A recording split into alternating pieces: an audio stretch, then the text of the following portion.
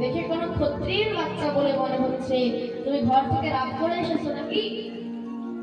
আরে না না, আমি ঘর থেকে রাগ করে আসিনি, আমি তো ভজন করার জন্য এখানে এসেছি। দেবর্ষি বলছে, আরে ভজন কি তুমি কোনো লাড্ডু পেয়ে গেছো, কোনো মালপোয়া পেয়ে গেছো, দিয়ে দিলাম খেয়ে নিলে বাস হয়ে গেল? ভজন क्या समझा गुड़ का पोहा? এখন তোমার ভজন হবে না, তুমি যাও, তুমি কিছুদিন পরে আসবে, একটু বয়স হয়ে যাক, তারপরে তুমি আসো। ধ্রুবজি মহারাজ বললেন, হে প্রভু, বয়স হওয়া পর্যন্ত, বৃদ্ধ হওয়া পর্যন্ত থাকবো কিনা তারই তো কোনো গ্যারেন্টি নেই। গ্যারেন্টি আছে? বৃদ্ধ হওয়া পর্যন্ত থাকবো, এখানে কারো কিন্তু কোনো গ্যারেন্টি নেই। এখন বসে আছি মহারাজ, এখন বসে রয়েছে, 2 মিনিট পর থাকবো কিনা তারই কোনো গ্যারেন্টি। তার জন্য হে প্রভু, বড় হওয়া পর্যন্ত যদি না থাকি আমি, তখন বলছে, আরে এখন তুমি যদি ভোজন করো তাহলে বনের মধ্যে, জঙ্গলের মধ্যে হিংস্র পশু রয়েছে, তারা তোমাকে মেরে খেয়ে ফেলবে, তুমি এখন বাড়ি যাও। ধ্রুবজি মহারাজ বলছেন, আচ্ছা একটা কথা বলুন তো, আপনি কি আসল সাধু না নকল সাধু? আরে না না, আমি তো আসল সাধু। আচ্ছা, যদি আপনি আসল সাধু হন তাহলে আপনি আমাকে ভজনের রাস্তা দেখান, বাড়ির রাস্তা খুব ভালো করেই জানা আছে। প্রেম সে বলো রাধে রাধে। তো মহারাজ যখন এই কথা বলেছেন, সঙ্গে সঙ্গে ধ্রুবজি মহারাজ তাকে জড়িয়ে ধরলেন। আচ্ছা বলো, কোন দেবতার ভজন করতে চাও, কোন ইষ্টের ভজন করতে চাও? মহারাজ ধ্রুবজি মাথায় হাত দিয়ে বলছে, আরে ইষ্ট কি আবার আলাদা আলাদা রয়েছে নাকি? হ্যাঁ, ইষ্ট কি আলাদা আলাদা আছে? বলছে, হ্যাঁ, যে শিবের উপাসক সে মহারাজ শিবের ভক্ত হয়ে থাকে, শিবের মন্ত্র নিয়ে থাকে। যে শক্তির উপাসক, যে কালীর উপাসক, সে শক্তির উপাসক, সে মহারাজ শক্তির মন্ত্র নিয়ে থাকে। আবার যে রাধারানীর ভক্ত, যে কৃষ্ণের ভক্ত, সে বৈষ্ণব মন্ত্রে। তাহলে তোমার যার প্রতি রুচি আছে, তোমাকে সেই ভক্তের কাছেই দীক্ষা নিতে হবে। তাহলে মহারাজ তোমার মেডিসিন চাই তো মেডিকেল স্টোরে যাও, সবজি চাই সবজিওয়ালার কাছে যাও। এবার সবজিওয়ালার কাছে গিয়ে যদি তুমি বলো ভাই মেডিসিন হবে, তাহলে কি হবে? তোমার সময় নষ্ট হবে, সময় ওয়েস্ট হবে। তার জন্য তোমার রাধারানীর প্রতি রুচি আছে, আর যদি তুমি শক্তির মন্ত্র নিয়ে ঘুরো তাহলে কি হবে? তোমার টাইম ওয়েস্ট হবে। খুব মন দিয়ে শুনবে, হিন্দু সনাতন ধর্মের মধ্যে 5টি ভাগ রয়েছে। কি কি? এক হচ্ছে বৈষ্ণব, এক হলো বৈষ্ণব, অর্থাৎ যে মহারাজ বিষ্ণুর উপাসক, একদম শুদ্ধ আচরণে থাকে, গলার মধ্যে, কণ্ঠের মধ্যে তুলসীর মালা ধারণ করে, যে তিলক ধারণ করে, সেটা হচ্ছে মহারাজ বৈষ্ণব। এবার অনেকে বলবেন আরে তাহলে তো মহাদেব, অনেকে বলে মহাদেব হচ্ছে পরম বৈষ্ণব, তাই তো? বৈষ্ণবের চূড়ামণি হলো মহাদেব, বৈষ্ণবানাং যথা শম্ভু। তাহলে কই মহাদেব তো তুলসীর মালা ধারণ করেন না, মহাদেব তো তিলক ধারণ করেন না, তাহলে সে কি করে বৈষ্ণব হলো? সে কি করে পরম বৈষ্ণব হলো? কোন মহাজন বলছে যে দেখো, মহাদেব হচ্ছেন আভরণের দিক থেকে বৈষ্ণব নয়, মহাদেব হলেন আচরণের দিক থেকে বৈষ্ণব। কুমারী শুনছে, কত সুন্দর কথা। মহাদেব আভরণের দিক থেকে বৈষ্ণব নয়, মহাদেব হলেন আচরণের দিক থেকে বৈষ্ণব।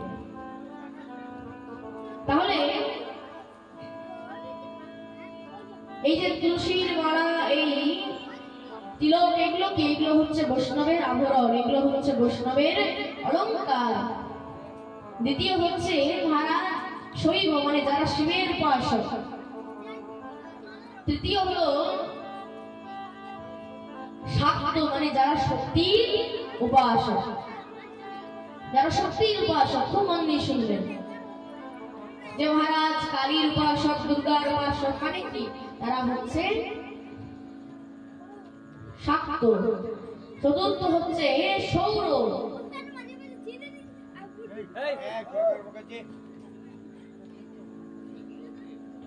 চতুর্থ হলো সৌর, মানে যারা সূর্যের উপাসক, যাদের মূল দেবতা হচ্ছে সূর্য।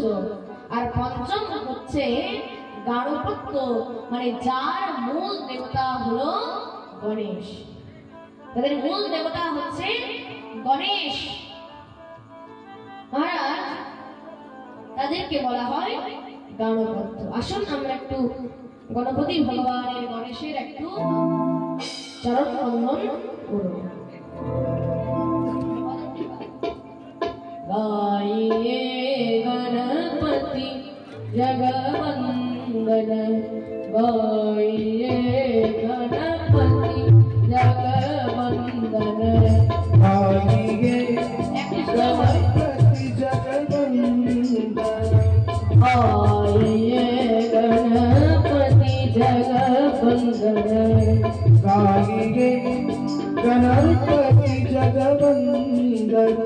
शंकर सुवन भवानी नंदन, शंकर सुवन भवानी के नंदन, शंकर सुवन भवानी नंदन, शंकर सुवन भवानी नंदन। गाये गणपति जगवंदन, गाइए गणपति जगवंदन। हरि बोल। बोले गणपति महाराज की।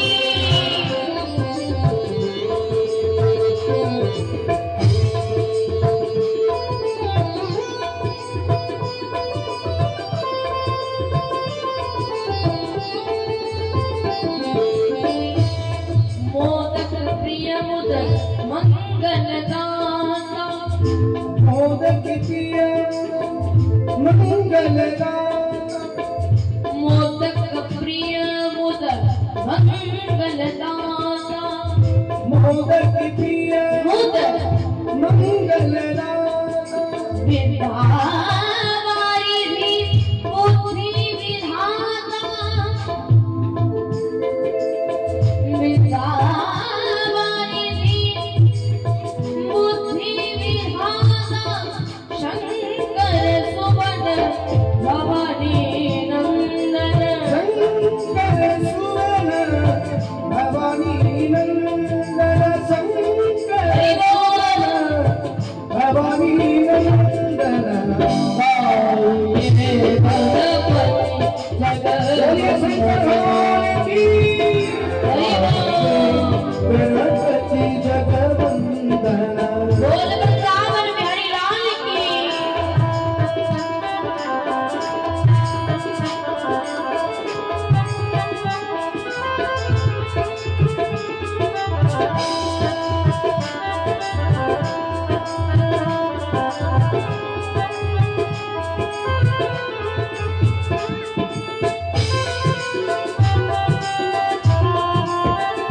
बोले राधा रानी श्रीकांत की।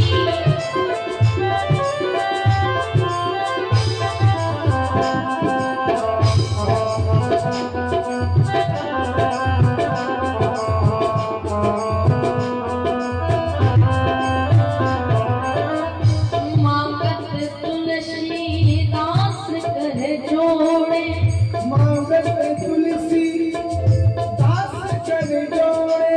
मांगत तुलसीदास, तुलसीदास पद बोलो। मांगत तुलसी दास कर जोड़े,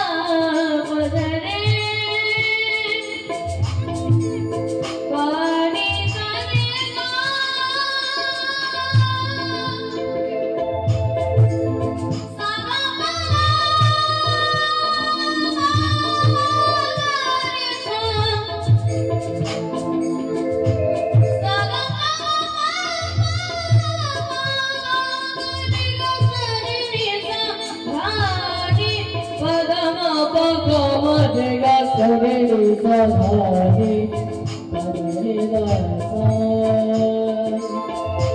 গা ধা পা মা গা রি রি পানি রে গা মা রে গা সা রে নি সা ধা রি পা ধা নি রা সা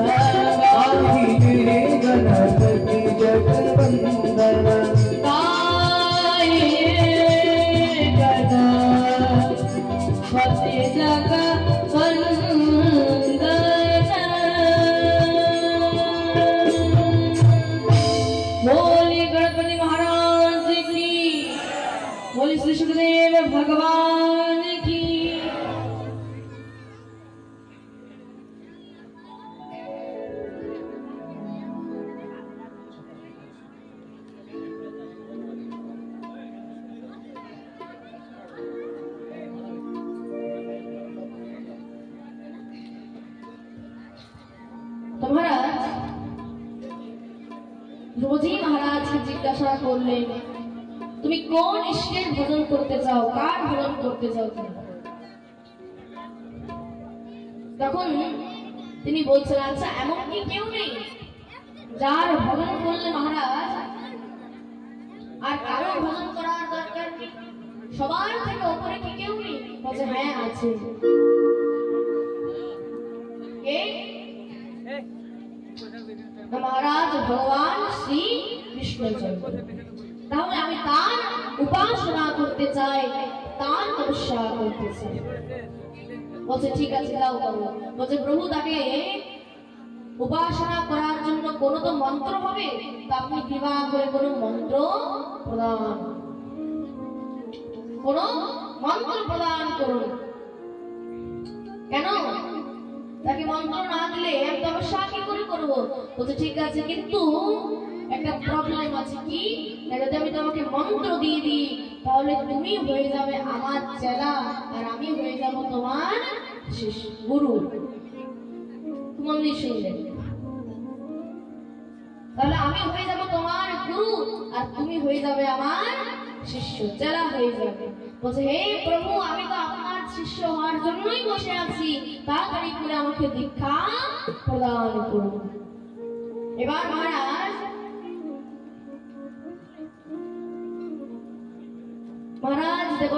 সে দেবর্ষি নারদ দেখলেন এইরকম শিষ্য পাওয়া যাবে না কলিযুগের মধ্যে। কেন? শাস্ত্র বলছে যে কলিযুগের মধ্যে মহারাজ ধান্দাবাজ গুরু ঘুরে বেড়াচ্ছে আর ধান্দাবাজ শিষ্য ঘুরে বেড়াচ্ছে, তাই তো? বলছে লোভী গুরু আর লালচি চেলা হয়ে নরক মে ঠেলাম ঠেলা।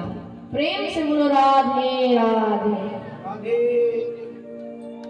তাহলে এরকম শিষ্য পাওয়া যাবে না, এত ভালো শিষ্য পেয়েছি, তাড়াতাড়ি করে তাকে দীক্ষা প্রদান করলেন। একেবারে দ্বাদশ অক্ষরের গোপাল মন্ত্রে তাকে দীক্ষা প্রদান করলেন। কি মন্ত্র? ওম নমো ভগবতে বাসুদেবায়। ওম নমো ভগবতে বাসুদেবায়। তাহলে মহারাজ দিব্য দ্বাদশ অক্ষরের গোপাল মন্ত্রে প্রদান করলেন। এবার খুব মন দিয়ে শুনবে, দীক্ষা কিন্তু কোনো ফর্মালিটি নয়, তাই তো? দীক্ষা কোনো ফর্মালিটি নয় যে নিয়ে নিলাম বাস হয়ে গেল, এটা কিন্তু দীক্ষা নয়। দীক্ষা মানে কি? দীক্ষা মানে হচ্ছে তোমার জীবনের মধ্যে কিছু পরিবর্তন। দীক্ষা না মানে কি? দীক্ষা না মানে তোমার নতুন জীবন শুরু করা। তুমি দীক্ষা নেওয়ার আগেও তুলসীর মালা ধারণ করতে না, দীক্ষা নেওয়ার পরেও তুমি তুলসীর মালা ধারণ করছো না, দীক্ষা নেওয়ার আগেও তুমি তিলক করতে না, দীক্ষা নেওয়ার পরেও তুমি তিলক করছো না, তাহলে তোমার দীক্ষা নিয়ে তোমার লাভ কি হলো? তাই তো? মনে রাখবে, দীক্ষা না মানে হচ্ছে তোমার কিছু পরিবর্তন আনা। কাকা সে তবে হংস বানাবে। দীক্ষার আগেও তুমি কাক ছিলে, দীক্ষার পরও যদি কাক থাকো তাহলে চলবে না। দীক্ষা না মানে কি? কাক থেকে তোমাকে হংস হাঁস হতে হবে। তাহলে মহারাজ দি আর ছা দুইটি অক্ষর। তো দি মানে হচ্ছে দিব্য জ্ঞান আর সা মানে হচ্ছে সাধন। অর্থাৎ কি? দীক্ষা নেওয়ার পরে নিজের অন্তরের মধ্যে দিব্য জ্ঞানের উদয় হয়।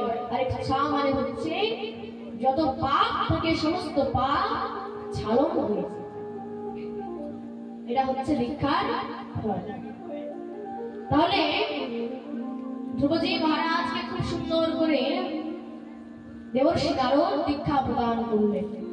বললেন তার রূপটা কেমন? না বলছে বৎসাম ঘনশ্যাম, অর্থাৎ ঘনশ্যাম বর্ণের হবে। তার বৎসের মধ্যে, তার মুখের মধ্যে বৎসের পদচিহ্ন থাকবে। গো বৎস মানে বাছুরের পদচিহ্ন। তাহলে তাকে দেখতে কেমন হবে? না বলছে ঘনশ্যাম বর্ণের, আর মাথার মধ্যে ময়ূরের পালক থাকবে, হাতের মধ্যে তার বাঁশি থাকবে, বংশী থাকবে। মহারাজ তুমি তার উপাসনা করো। তাকে পাবো কোথায়? তাকে একমাত্র বৃন্দাবন ছেড়ার কোথাও পাওয়া যায় না। কেন? ভগবান স্বয়ং বলেছেন চারো যুগের মধ্যে আমি বৃন্দাবন ছেড়ে এক পাও বাইরে রাখবো। তাহলে মহারাজ তুমি যাও বৃন্দাবনের মধ্যে তার তপস্যা করো। এবার মহারাজ চলে গিয়েছে বৃন্দাবনের মধ্যে, গিয়ে সেখানে দিব্য তপস্যা করতে লাগলেন। এবার এই তপস্যা করতে করতে যত দেবতাগণ ছিল সবাই ভগবানের কাছে গিয়ে প্রার্থনা করলেন, প্রভু মহারাজ আপনি যদি এবার তাকে দর্শন না দেন তাহলে কি হবে? সে এবার পুরো সৃষ্টি ধ্বংস হয়ে যাবে। আপনার এক ক্ষুদ্র ভক্ত, আপনার তপস্যা করছে, আপনি তাড়াতাড়ি করে গিয়ে তাকে দর্শন দিন। বলছে দেখি আমিও তো একবার দেখি যে আমার এমন কোন ক্ষুদ্র ভক্ত আছে, আর মনে রাখবে আমি তাকে দর্শন দিতে নয়, তার দর্শন করতে যাব। প্রেম সে বলো রাধে। তাহলে তার দর্শন করতে যাব। তো মহারাজ ভগবান এসেছেন, এবার ধ্রুবকে ডাকছেন, ও বৎস ধ্রুব, ও বৎস ধ্রুব, কোথায় গেলে? তাড়াতাড়ি করে চোখটা খোলো। কিন্তু মনে রাখবে, যখন জীবের অন্তরের মধ্যে যখন ভগবানের চিন্তা, ভগবানের প্রতিচ্ছবি থাকে, তখন সেই জীব অন্য আর কাউকে দেখতে পায় না। এখন জীবের অন্তরে তখন ভক্তির উদয় হয়, বিশ্বাস থাকে। আর এই ধ্রুবের মনে বিশ্বাস আছে যে প্রভু আসবে। মহারাজ সে বিশ্বাস রয়েছে। মন দিয়ে শুনে, ভগবানকে অবশ্যই বিশ্বাস করতে হবে। কেন? স্বামী বিবেকানন্দ বলে গিয়েছেন, মনে রাখবে, first believe in yourself, then believe in God. প্রথমে নিজের উপর বিশ্বাস করবে, তারপরে তুমি ভগবানকে বিশ্বাস করবে। আত্মবিশ্বাস করতে হবে। তাহলে আপনাদেরকে সত্য ঘটনা বলি। পূর্ব মেদিনীপুরে এক মহারাজ পেশেন্ট একবার ভেলোরে কোনো ডাক্তারের কাছে চিকিৎসা করাতে গিয়েছিল। সে ডাক্তারকে জিজ্ঞাসা করছে, doctor, do you believe in God? তুমি কি ভগবানের প্রতি বিশ্বাস করো? তো সে ডাক্তার মশাই বলছেন, yes man, I believe in god. হ্যাঁ, নিশ্চয়ই আমি ভগবানের প্রতি বিশ্বাস করি। তখন সে জিজ্ঞাসা করছে, but why doctor, you are a student of medical science. কিন্তু কেন? তুমি তো একজন মেডিকেল সায়েন্সের এত সুন্দর ছাত্র, তাহলে তুমি কেন ভগবানের প্রতি বিশ্বাস করো? তখন ডাক্তার মশাই খুব সুন্দর উত্তর দিলেন, কি? When I go to the operation theater with my patient, যখন আমি আমার পেশেন্টের সঙ্গে, রোগীর সঙ্গে যখন আমি অপারেশন থিয়েটারের মধ্যে যাই, in the meantime I burn a few kinds of incense sticks on the photo of the God. এবং সেই সময়ে আমি দুইটি ধূপকাঠি নিয়ে গিয়ে আর সেখানে ভগবানের ফটোর সামনে জ্বালিয়ে দিই। and it is the confidence, এবং এটাই হচ্ছে আমার আত্মবিশ্বাস, that I reach the success in this operation, যে এটা আমি এই অপারেশনটি অবশ্যই আমি সফল করতে পারবো। তো মহারাজ এত একজন নামি দামি মেডিকেল সায়েন্সের ছাত্র, একজন ডাক্তার, সে কিনা ভগবানের প্রতি বিশ্বাস করছে। কেন? তার মনের মধ্যেও আত্মবিশ্বাস রয়েছে, তার মনের মধ্যে অনুভূতি রয়েছে যে ভগবান রক্ষা করবে। তাহলে কি, সেও কিন্তু ভগবানের প্রতি বিশ্বাস করছে, তাই তো? ভগবান সবসময় আমাদের অনুভূতির মধ্যে থাকে। আমরা অনেক সময় বলি, ভগবান দর্শন দাও, দর্শন দাও, দর্শন দাও, বলি তো। কিন্তু মনে রাখবে, ভগবান কিন্তু সবসময় দর্শন দেওয়ার জিনিস নয়। কেন?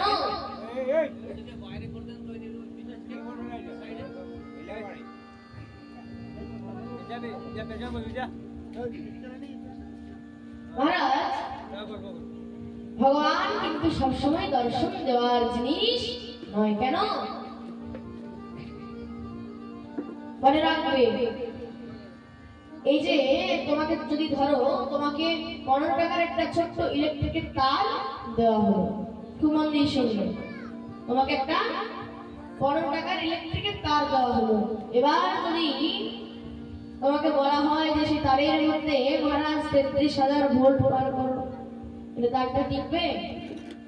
হ্যাঁ, কি হবে? পুড়ে ছাই হয়ে যাবে। সেই রকম যতক্ষণ পর্যন্ত আমাদের দেহ শুদ্ধি হয়, দেহ সংস্কার হয়, ততক্ষণ পর্যন্ত ভগবান যদি আমাদেরকে দর্শন দিয়ে দেয়, তাহলে কি হবে? ওই যে ভগবানের যে জ্যোতিটা, ভগবানের যে পাওয়ার, সেটাকে আমরা সহ্য করতে পারবো? আমরাও কিন্তু পুড়ে ছাই হয়ে যাব। মহারাজ, তার জন্য ভগবান থাকছেন আমাদের অনুভূতির মধ্যে। ভগবান সবসময় বিশ্বাস করার জিনিস, ভগবানকে বিশ্বাস করতে হবে। তো ধ্রুবের মনের মধ্যে এখন ভগবানের প্রতি বিশ্বাস আছে, এখন ভগবানের প্রতিচ্ছবি আছে ধ্রুবের মনের মধ্যে। তাহলে ওই ধ্রুবজি মহারাজের মনের মধ্যে এখন প্রতিচ্ছবি আছে, তাহলে ভগবান দেখলেন এটা এখন চোখ খুলবে না, সঙ্গে সঙ্গে ভগবান নিজের সেই প্রতিচ্ছবিকে সেখান থেকে কেড়ে নিলেন। যখনই কেড়ে নিয়েছে মহারাজ, এদিকে সে তো আর দেখতে পাচ্ছে না, ধ্রুবজি মহারাজ চঞ্চল হয়ে গেল। হে প্রভু, বন বন ঢুঁড়নে যাও, কিতা হো চুপ গয়ে, হে কৃষ্ণ মুরারি। মহারাজ, হে প্রভু তুমি কোথায় গেলে, কোথায় গেলে, এই বলতে বলতে মন চঞ্চল হয়ে গেল। সঙ্গে সঙ্গে চোখটা খুলে দিলেন। আর যখনই চোখ খুলেছেন মহারাজ, সেখানে সামনে স্বয়ং ভগবান শ্রীকৃষ্ণচন্দ্র বিদ্যমান হয়ে রয়েছেন। বলিয়ে ভক্তবৎসল ভগবান কি।